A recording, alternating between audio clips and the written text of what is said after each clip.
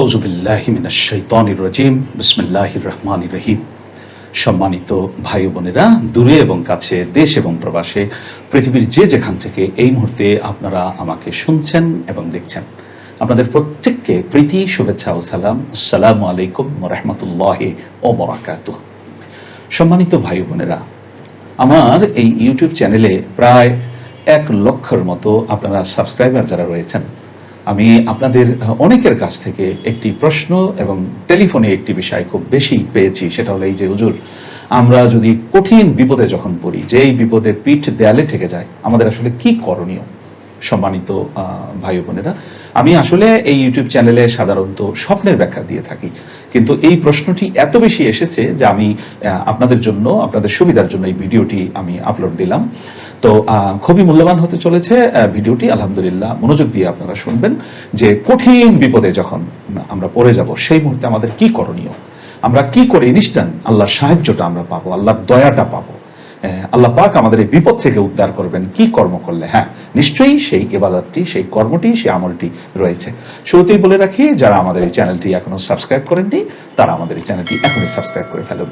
আর যারা আলহামদুলিল্লাহ প্রায় 1 লক্ষের কাছাকাছি বিশাল একটি সংখ্যক ভাই বোনেরা, আপনারা যারা চ্যানেলটি ইতিমধ্যে সাবস্ক্রাইব করেছেন, আপনাদেরকে আন্তরিক ধন্যবাদ। তাহলে চলুন মূল বিষয়ে চলে যাই। যে পিঠ দেয়ালে ঠেকে গেছে, আপনি এত কঠিন বিপদে পড়ে গেছেন, আল্লাহ না করুক চাকরি চলে গেছে, ব্যবসায় এমন ধস নেমেছে, এমন লস হয়েছে, আপনি মামলা মোকদ্দমায় জড়িয়ে গেছেন, দারিদ্র্যের শেষ সীমায় আপনি পৌঁছে গেছেন, অভাব অনটন, মানে বিপদ বলতে যা বুঝায়, এই রকম অবস্থায় যদি আপনি পড়ে যান, সম্মানিত ভাই বোনেরা, সেই মুহূর্তে আপনারা কি করবেন? আসলে আমাদের শেষ গন্তব্য আমাদের মহান মালিক আল্লাহ রাব্বুল আলামিন। বিপদ আপদ, বালা মুসিবত জীবনে আল্লাহর রহমত হিসাবেও বিপদ আসে, আবার আমাদের কর্মের কারণে, আমাদের কর্ম, আমাদের অন্যায় কর্মের কারণে এই কর্মের শাস্তি স্বরূপ বিপদ আপদ আসে। আবার আল্লাহ রাব্বুল আলামিন আমাদেরকে একটি নিয়ামত দিতে চান, কিন্তু সেই নিয়ামতের যোগ্যতা আমাদের নেই। অনেক সময় বিপদ চাপিয়ে দিয়ে যদি বান্দা ধৈর্য ধারণ করে, তাহলে ওই নিয়ামতটি তখন তাকে দেওয়া হয়। এই বিপদ দিয়ে ধৈর্যের বিনিময়ে তাকে ওই ফলাফলটি, ওই রেজাল্টটি, ওই পুরস্কারটি, ওই নিয়ামতটি আল্লাহ রাব্বুল আলামিন তখন বান্দাকে দিয়ে থাকেন। সম্মানিত ভাই বোনেরা, যে একটি কাজ করলে আপনার বিপদটা দূর হয়ে যাবে, আপনার পিঠ দেয়ালে ঠেকে গেছে, এই মুহূর্তে যে কর্মটি করলে নিশ্চিত রূপে আপনি আল্লাহর সাহায্য পাবেন, সেই সাহায্যটি হলো এই, আপনাকে মনে রাখতে হবে আপনি আল্লাহ রাব্বুল আলামিনের কাছে আপনাকে ইস্তেগফার করতে হবে, আপনাকে তওবা করতে হবে, এবং সেই তওবাটি তওবাতুন নসুহা, তওবা করার মতো তওবা করতে হবে। আপনি প্রথমেই ওযু করে ফেলুন, যদি সুযোগ থাকে ওযু করে ফেলুন, তারপরে আপনি একা হয়ে যান, সম্পূর্ণরূপে একা হয়ে যান। শুধু আপনি একা একটা বেডরুমে চলে গেলেন যথেষ্ট নয়, এককভাবে মসজিদে চলে গেলেন যথেষ্ট নয়। আপনার মন, আপনার হৃদয় সব কিছু থেকে শূন্য করে আপনি চোখের অশ্রুসিক্ত নয়নে আপনার মহান রবের নূরের কদম মোবারকে আপনি সেজদাবনত হয়ে যান। আপনি অর্থাৎ নিজেকে কমপ্লিট সারেন্ডার করার মধ্য দিয়ে আপনি তওবা করুন। রাসূল আকরাম সাল্লাল্লাহু আলাইহি ওয়াসাল্লাম প্রতিদিন 70 বারের বেশি তওবা করতেন, শুধু আমাদেরকে শেখানোর জন্য যে রাহমাতুল লিল আলামিনের অতীত, বর্তমান, ভবিষ্যৎ কোনো ভুল ত্রুটির তার ছিল না, তিনি সকল ভুল ত্রুটির ঊর্ধ্বে ছিলেন। সেই রাহমাতুল লিল আলামিন এতবার তওবা ইস্তেগফার করেছেন শুধুমাত্র আমাদেরকে শেখানোর জন্য।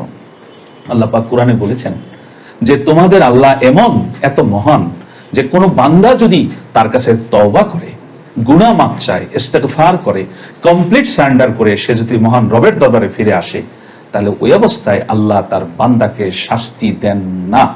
অর্থাৎ আপনি যেই বিপদে আছেন, নিশ্চিত মনে রাখবেন এই বিপদটি কিন্তু আপনার উপরে এক প্রকার শাস্তি, আযাব, গজব, বিপদ, এক প্রকার শাস্তি। সুতরাং আপনি যখন তওবা করবেন, আল্লাহ নিজে মহাগ্রন্থ আল কোরআনে ওয়াদা করেছেন যে আমার বান্দা তওবারত অবস্থায়, তওবায় মশগুল অবস্থায় সে আমার কাছে ইস্তেগফার করছে, এই অবস্থায় আমি কখনো তার উপরে আযাব, গজব, বিপদ আপদ, বালা মুসিবত আমি আল্লাহ পাক তাকে দেই না। সম্মানিত ভাই বোনেরা, সুতরাং আপনি আপনার রবের কাছে ফিরে আসুন, আপনার রবের কাছে, আপনার মহান মালিকের কাছে, আপনার আল্লাহর কাছে, যিনি আপনার অন্তরে দয়া করে বিরাজিত আছেন, যিনি, যার মতো কাছে জগতে আর কেউ নেই, তিনি আপনার সব কথা শুনছেন। সেই মহান রবের কাছে আপনি পরিপূর্ণরূপে তওবা করেন, সারেন্ডার করেন, ইস্তেগফার করেন।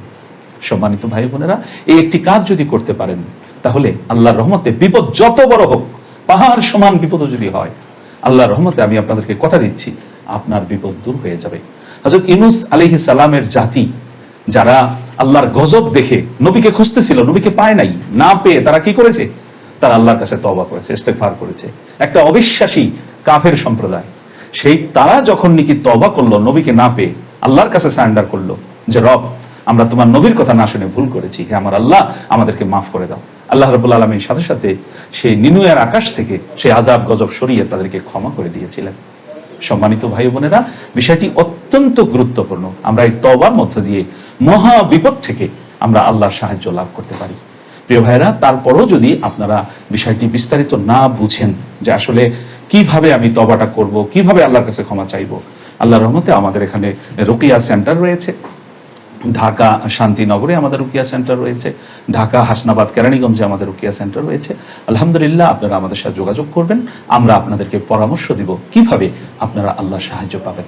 আল্লাহ রাব্বুল আলামিন আমাদের সবাইকে বিপদ আপদ বালা মুসিবত থেকে মুক্ত থেকে তার রহমতের ছায়ায়, তার রহমতের আশ্রয়ে জীবন যাপন করার তৌফিক দান করুন, আমিন।